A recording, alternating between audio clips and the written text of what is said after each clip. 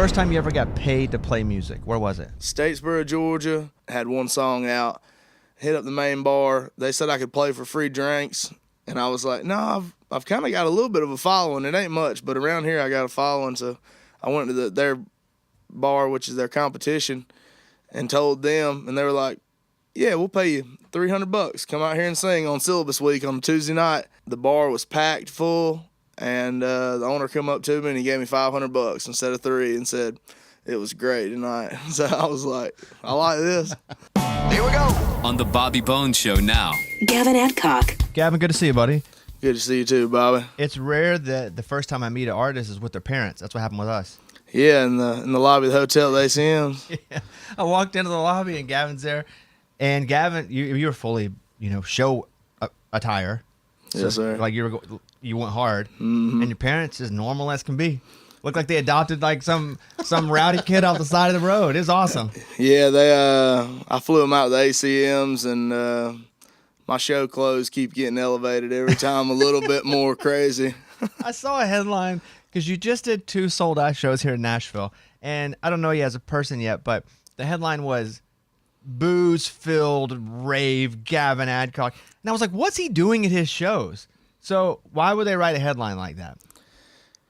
I think it's just because everybody gets so involved in the music during the show. When you come, they're singing every word to every song. Doesn't matter if it wasn't necessarily a hit 3 years ago when I let it out. It's a hit to them, and I see people just lose theirself in the song and just throw an empty cup and just have a out-of-body experience on some of these songs. We had some PBR guys in a few days ago, and these guys are doing bull riding, a bunch of bareback, but that was kind of like a dream of yours early on, right?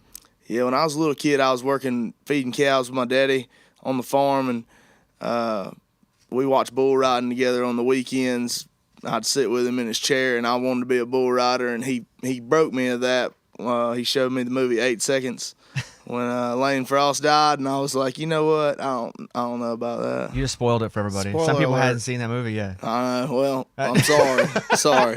It's been out for 30-something years plus, so You're good. You're behind. So you were an athlete, though, because you played college football. And as you're here today, it's like pouring down rain and the weather's terrible. Now, I'm not an athlete like you were. I got like broken fingers and stuff. My bones hurt. Like a day like today, does like your knee kill you? It does. The weather really tightens up my knee. I tore it up and really started my career with my knee injury because I'm not an inside person. I'm an outdoors kind of guy, and I was stuck in the house, so I coped with that by writing music, and I just fell in love with it. What did you do with your knee? What was the injury? I tore my patella, meniscus, and had 2 fractures, one in the femur and one at the bottom of my knee. Did you do it playing football? Yeah. Your freshman year? No, it was my senior year, actually, going into my last season. Oh, you played. How many years did you play football? 4.5. Oh, because I was looking at some of your stats, and like you had starts. Like you were actually an actual player. Did you start on the offensive line, or did you play defensive end? I played D-line, nose guard, What'd you play in high school? D-end, and offensive guard. Both sides? Yeah. Small school, or did you just division, or not division, but 3A. So Oh, yeah, middle big ground, enough. but we were 4 by the time I got out of there. What was recruiting like for you in high school? Not very good. You didn't have a bunch of letters? Bunch of offers? Nah, just some smaller schools like Division II and different stuff. But I just figured if I wanted to go as big as I could. So I asked my head coach, I said, do you know anybody down at Georgia Southern? Because a few of my friends were going down there. And he said, yeah, I coached with a guy for a little while that is coaching down at Georgia Southern. And I went down there and was a preferred walk-on a couple years, started playing, and got a scholarship. So. Did they do the whole thing where it's like, all right, everybody in, you don't know the scholarship's coming, and they're like, guess who's getting a scholarship, Gavin? Yeah, it was right before our bowl game that we played. They did it in the team meeting. Did you not know it was coming? I had a feeling, but I didn't know, so they got me. Sounds like my wife when I proposed. I mean, she acts like she didn't know it was coming, but she did kind of. So what was growing up in your hometown like? Is it Watkinsville? Is that what it's called? Yes, it was a small town when I was little, and we're probably like an hour from Atlanta, east, hour and 20. And as Athens has moved west and Atlanta's moved east, it's turned into a bigger city than I enjoyed it when I was a little kid. It was I grew up on a cattle farm and working with my daddy and going to stockyards and different stuff, and it was a pretty country heavy community. A lot of country music in the town, and everybody just loved listening to the radio. What was the first concert you went to? Tim McGraw at in Atlanta? I think it was called Aaron's Amphitheater at the time, but I think it's Lakewood now. Yeah, it was What do you remember about that show? He come out with high energy right off the bat and stirred everybody up, and it was just a party. And it was about the time he had let out like Cowboy and Me and Live Like You Were Dying. Whenever you decided you weren't going to play sports anymore, had you already been dabbling in music, like as far as like learning how to play guitar, or is that why you went and got a guitar, because you felt like you needed to put that energy into something? Well, I got a guitar when I was 16, and I didn't learn how to play it or attempt to play it until I was 22. The Sunday before I tore up my knee on that Tuesday, I hit up a guy from my hometown that I went to high school with and said, "What are you doing this week?" He said, "Not much. What are you up to?" I said, "I'm down here at Georgia Southern. You want to come play guitar?" And This is before you hurt your knee. yes, this is before I hurt my knee. Tuesday, tore up my knee. He come down Wednesday, played a handful of songs, and just took off running right there. How'd you start writing songs? You do it by yourself, just in a room? Yeah, I just would find a tempo and find a melody, because I wasn't very good at guitar at the time when I started, and I'm still working on it and still learning every day. But I just write with find a beat, find a melody, a whistle, a hum, and just write from there. What was the first song that you could play and sing at the same time? What was the first song you learned where you could do both? It was the first song was called Going Gone. It was a G to walk down to the E minor, C, and slide it over. And it was one of the biggest songs I ever had when I started out in my first year. Wait, what about that you learned that you didn't write? Like, was that the first song you learned? You wrote the first song you ever learned? See, that would be like next level. Oh, no. Like for first, me, the cover. yeah, like first song you ever picked up a guitar, like, and you're like, oh, I can, because it was hard to sing and play at the same time at first. I played When You Say Nothing at All by Keith Whitley, and it's just capo 2, D, A minor, G, A minor, Now we're D. talking. That's it. Heck yeah. Yeah. And that was the first one. And then I learned Troubadour by George Strait. And then there's a bunch of Hank songs I can play, because he plays about like me, just G, C, and D. Do people think you're older than you are? They've always thought that. They've always been like, you, even when I was in high school, you in college, or you graduated from college? I'm like, no, I'm 17.